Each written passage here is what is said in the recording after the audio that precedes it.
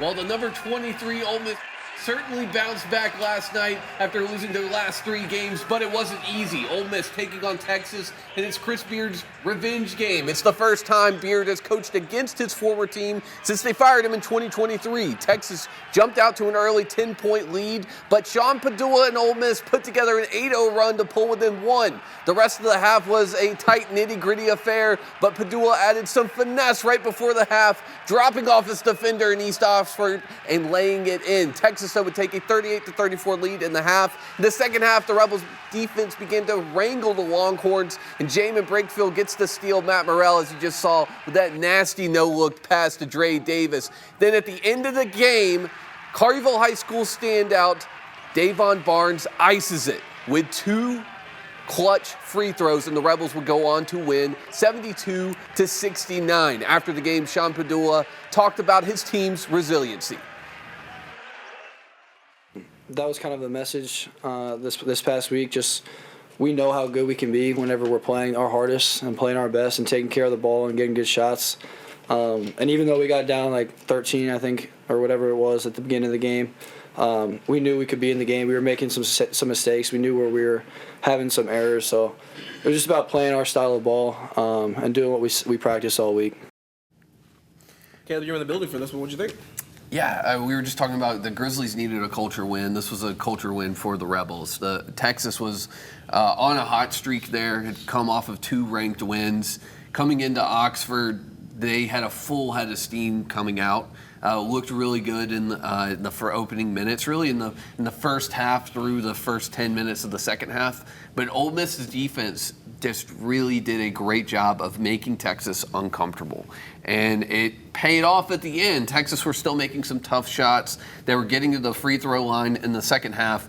They pretty much could not get to the free throw line, and they were making it difficult on Ole Miss, but Ole Miss figured out how to get to the free throw line. I think that it's telling for Ole Miss because you had 2 guys, Jamin Brakefield and Dre Davis, who haven't been the team's leading scorers, but Jamin twice this season step up in a big way. Once again, these teams playing for Malik Dia. Dia's shots weren't falling early. And the way Chris Beard and his coaching staff work, if your shots aren't falling, I'm pulling you out. That's why Juju Murray didn't get to start for an entire month, is because of the way he started the season. You know, he's starting again because he's starting to hit his shots. But no one is safe on this team. Dre Davis at the same time was hitting his shots. He was playing physical. Chris Beard in the past has said if Dre Davis is playing with energy and he's being physical, he's one of the best players on the team. If he's not, he's an average player. And I completely agree. But the best version of Dre Davis came out tonight, and he had missed the last game. And so Chris Beard said that most players would not have played last night. You don't really know because in college basketball, the injuries, they don't have to disclose what's actually wrong with them. Right. And I couldn't really tell what was taped up, what wasn't, but Beard said that he was in a lot of pain. Same with Matt Morrell, too. Both of those guys have been in the training room for hours and hours. And so for them to come in and really beat a borderline top 25 team, Chris Beard says that they're one of the best teams in the country, that being Texas. For them to come in and close it out after not being able to close out Mississippi State and then Texas A&M, and then the Missouri game was by 7-10 points, something like that. But it was really a 2-possession game, and then they blew it with missing a shot at the end and having to foul, and Missouri got free throws. And so for them to be able to close this game out, Davon Barnes, we haven't said Davon Barnes' name all season. All year. All he did was all year until he missed those free throws against Texas A&M. Yeah, that was that's true. Was that Davon Barnes that missed those? Mm-hmm. And he was 6 of 6 from the free throw line, and Padula said that that's something he's been working on constantly. And so it was really cool to see Davon be able to hit those shots. So the pavilion was so loud, as you can probably hear and see the fans in that video. When Davon stepped up, total silence. No one was in there. Yeah, no one was. Don't say a word. It was crazy. Yeah, I feel like that would almost be more distracting to me because it's been so loud the entire game, and then just silence. I feel like everyone's just looking at you, which obviously they are, but in that moment you're like, oh my god, tunnel vision all on me. Yeah. But shout out to Davon Barnes, because shout out to Sam Hutchins with the Clarion Ledger. He wrote the story, but I was reading through some of the recaps of this game, and Chris Beard said that after the Texas A&M game, he had kind of checked in on the pavilion. He's about to walk out for the night, right?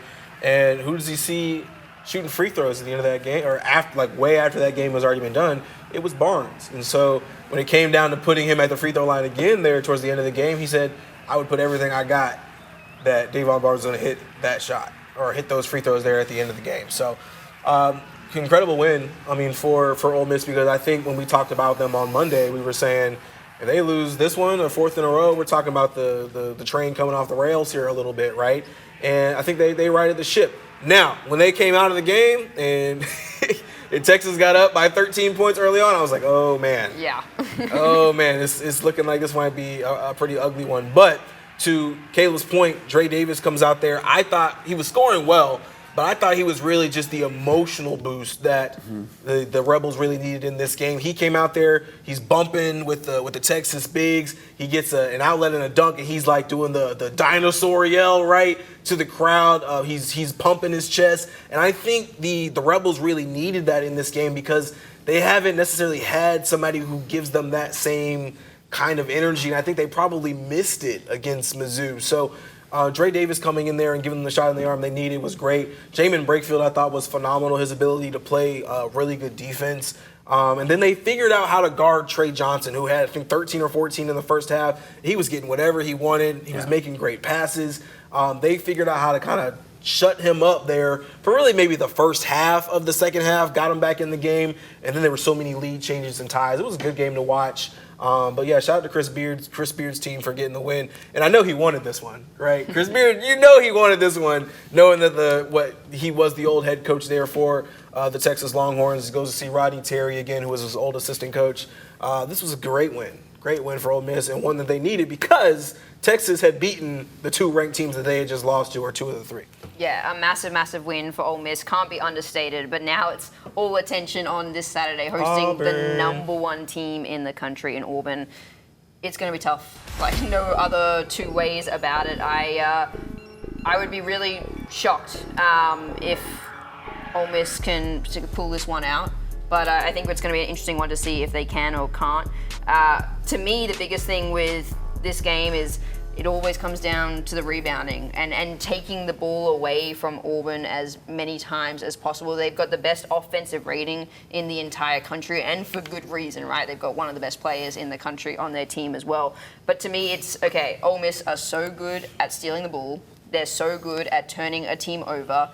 Their rebounding hasn't been great. But if they can keep steals and turnovers at a high and then also get rebounds, that's hard to go against, no matter how good you are offensively, because you're just not getting as many chances and opportunities. I think if we can see those two things kind of come together, which is what we saw against number 4 Alabama, they just weren't giving Alabama all these second options and choices and plays, and every time there was even an option to turn it over, Ole Miss were taking it and scoring down the other end. I think that's so massive for a team that is so strong on defense, and that's what helped them get it back into that game against Texas yesterday, was their defense and really just being in their face and getting the ball away from them.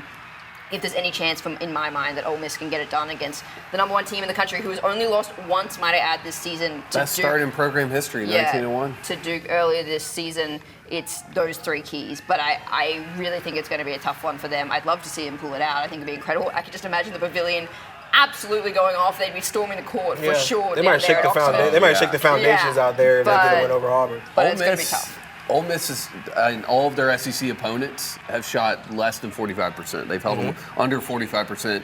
Auburn is averaging right around there, a little bit over that.